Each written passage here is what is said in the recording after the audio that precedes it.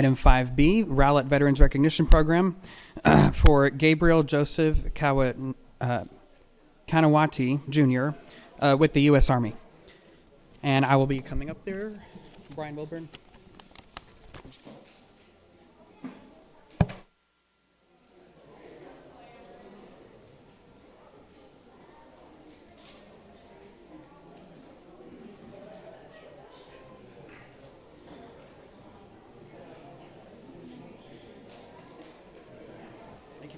Please come on. If you can. And your family can as well, if you want them to.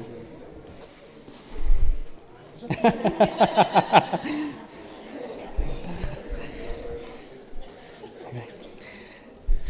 Hold on, I'm going to wait just a couple minutes. Sorry. Do a countdown in my head.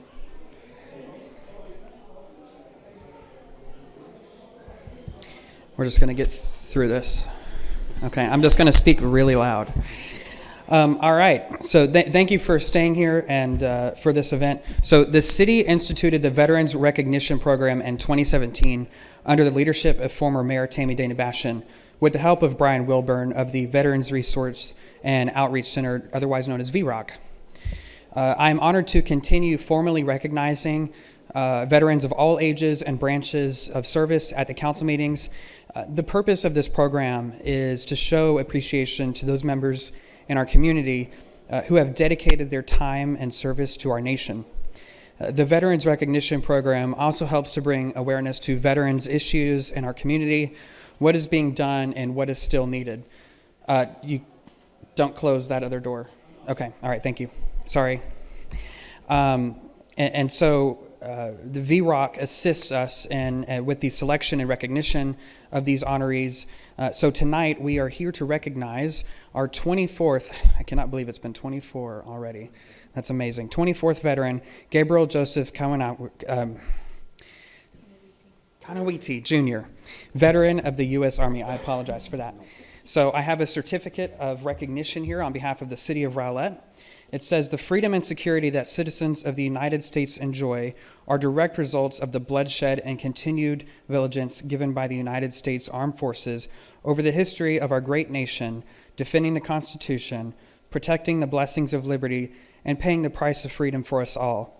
We are eternally grateful for those who have seen the horrors of war and the worst in society, yet continue to serve and show the best of what humanity can be. And this is yours, sir. And thank you very much. And Brian Wilburn, would you please come up? You got his surprise for you. Mayor. Thank you, buddy. Thank you.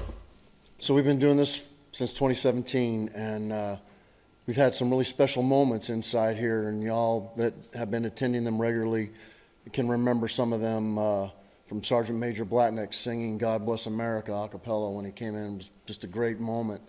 And for me tonight, this is one of those moments because I've had the honor of knowing Gabriel since, I guess, about 2018 when we first kicked off with WalkTheBridge. Gabriel is a U.S. Army combat veteran. He's an Army Ranger. He was in the 82nd Airborne. And he has a long list of military accomplishments, but I really don't want to talk about those tonight because I didn't know him in that context. And I want to tell you just for a minute the context in which I do know him, because I think it's equally as significant, if not more so, than his military service. I met Gabriel at a time in his life when he was having some mental health wellness issues, as many of our veterans do. I met him at the beginning of #WalkTheBridge, and we became friends over that, and Gabriel has been a faithful supporter of WalkTheBridge ever since. He never misses. I don't think you've missed any since we started doing it every month. Even during COVID, Gabriel was out there walking. Sometimes he had to walk by himself, but he's dedicated to that mission. He doesn't miss no matter what. Matter of fact, here at the front, he has his 100-pound ruck that he carries every month faithfully, rain or shine, hot or cold. He carries that ruck with him on the bridge in memory of other service members that have mental health wellness issues. And he rucked up here tonight from his house. So to make the point, He's been a very faithful supporter of the VROC. There have been a number of times that I've called Gabriel to help me out, and just to give you a couple of quick examples, one time we had an elderly vet all the way up by Sherman that needed a ride to the VA down on Lancaster Street. Tried to get some people from up that area to pick him up, and nobody would. No one would get this guy. And so as a last-ditch thing, I called Gabriel. Gabriel drove from here all the way up there, picked him up, took him down to Lancaster Street, and then took him back. That's the kind of effort that he makes. He never makes an excuse. He always makes an effort to help out. He's a guy that truly makes a difference. I've called him late at night and said, hey, I got a vet in crisis. As a matter of fact, earlier tonight, I called him up, and we're dealing with one right now that is needing some peer support. I called him up. He said, I'll be there tomorrow. I'll meet this guy tomorrow. And he's never, ever said no. So his contributions to Rowlett's veterans through the VROC and through WalkTheBridge, individuals, veterans dealing with mental health wellness issues, he's been a stalwart supporter, and that's why I'm glad that he's here. And besides the fact, he's also, this being the month that we're recognizing our Native American population, Gabriel is a Navajo warrior. He's a true warrior, and I respect his service. He's been at the forefront of bringing out issues about missing and exploited Native American women. We've actually had him on our radio show to talk about that, and he pushes this issue all the time. I happen to see it in the agenda from last month that it was brought about by the diversity committee talking about that. He's at the forefront of that fight. So those are the reasons that, besides his military service, that I have much respect for him, because he's trying to give back to the community and make a difference, and he's making a difference here in Rowlett. So, Gabriel, it's with great pleasure. I want to read this. This is something we've done since the very beginning. Quilts of Valor has quilted, I don't know what the term for it is, but they've created a number of these across the country. Like, I think the last time I heard the number was over 100,000 have been given to heroes. Excuse me, and they have this little plaque that they wanted me to read. And it says, on behalf of the Quilts of Valor Foundation, in recognition of your service and sacrifice for this nation, it is a privilege to serve, honor, and comfort upon you through the award of this Quilt of Valor. Though we may never know the depth of your sacrifice to protect and defend the United States of America, as a gesture of gratitude from a grateful nation, we award you this Quilt of Valor, and it's signed by Lori Alberscoats, Hearts, Stars, and Stripes. She's normally here, but she had another obligation tonight where she couldn't make it. So, Mayor, maybe I could get you to help me pass this out, or we'll put it around. Gabriel, I'll let you have that side of it here. And as customary, Gabriel, we drape this over you, and put this up. Let's put it this way so we can see that. There you go, brother. Ladies and gentlemen, Gabriel Joseph.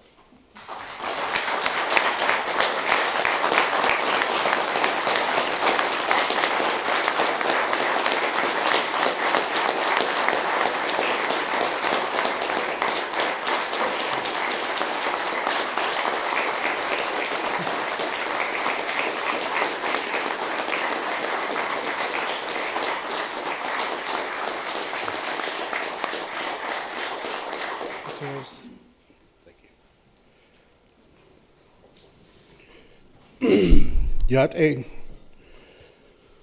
she honan in slingo but ane passes chain sena bele dash chain astes dina itationale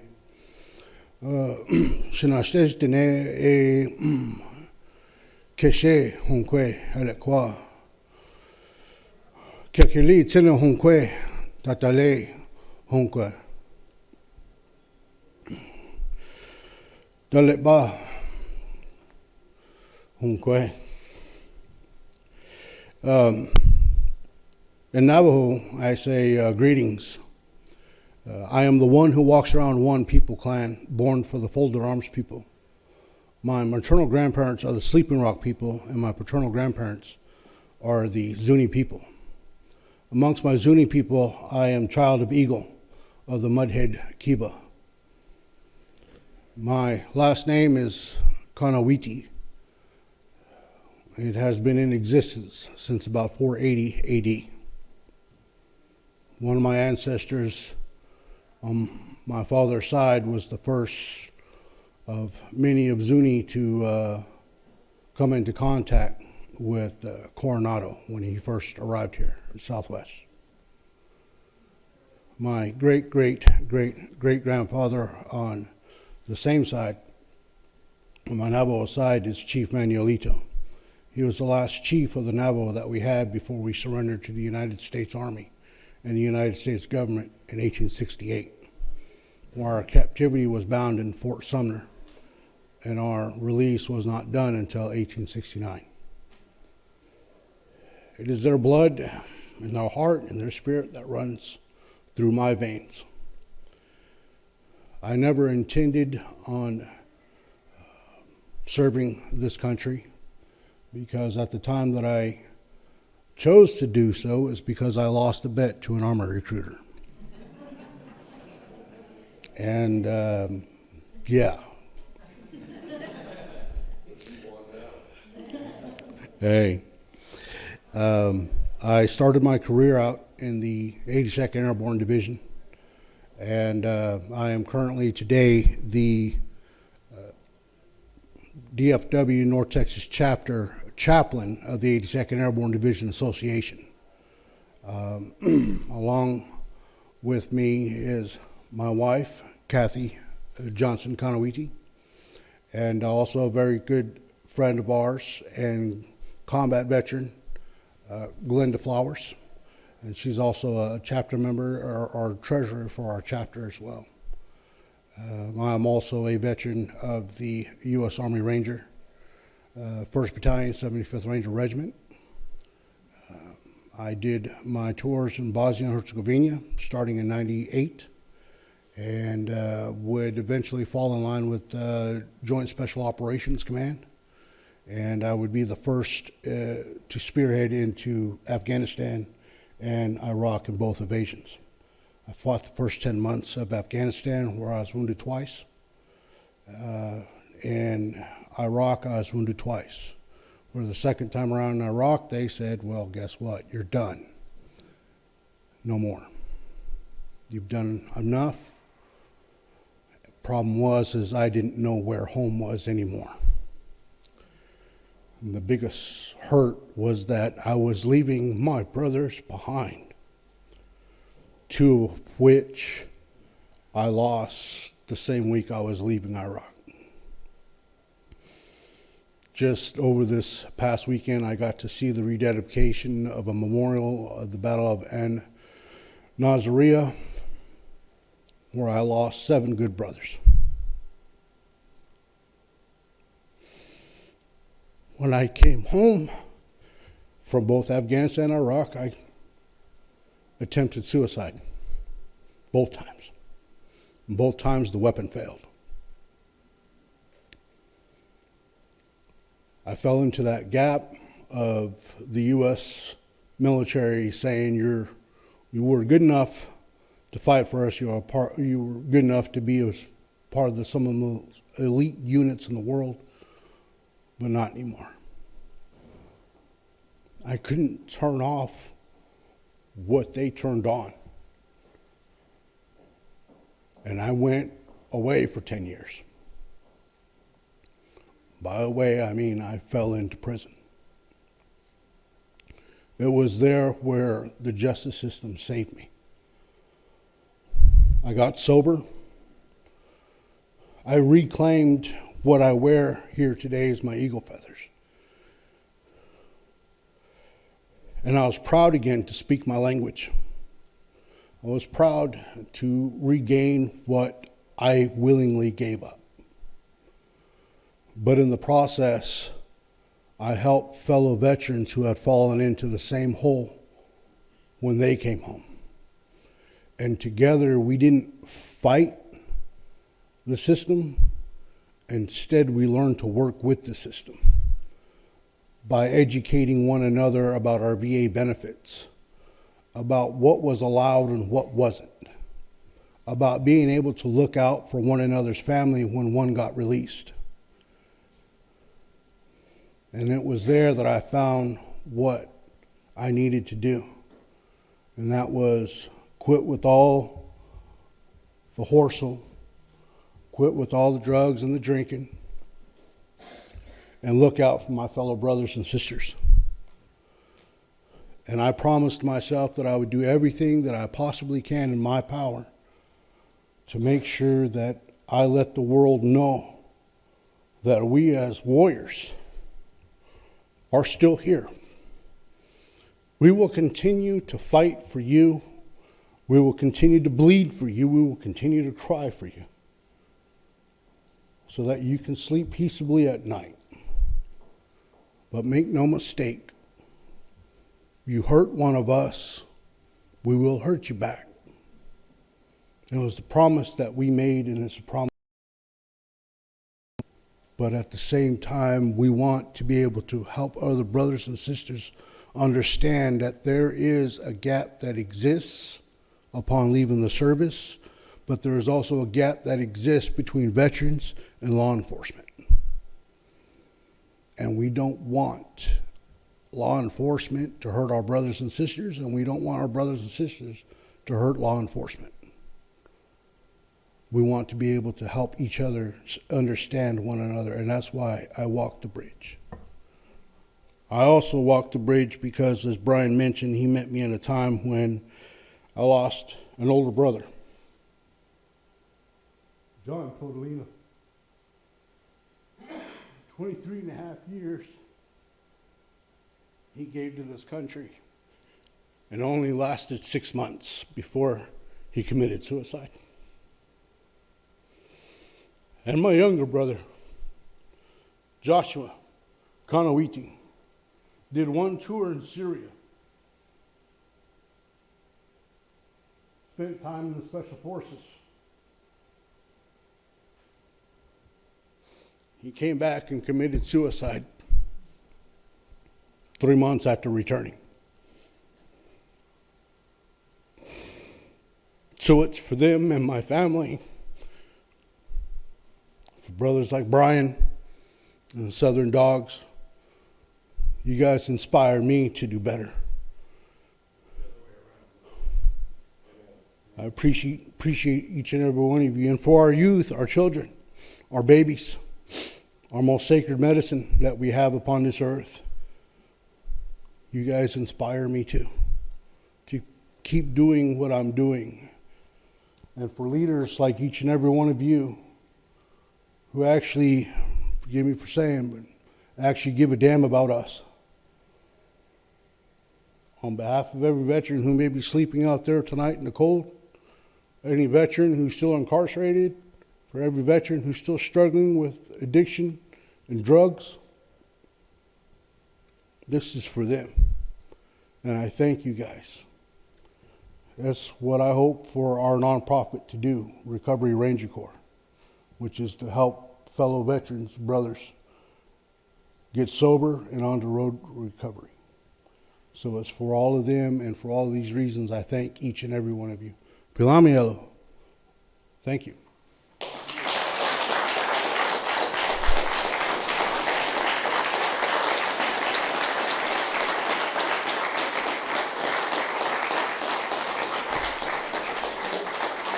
She wants a photo with us. Just stand right there.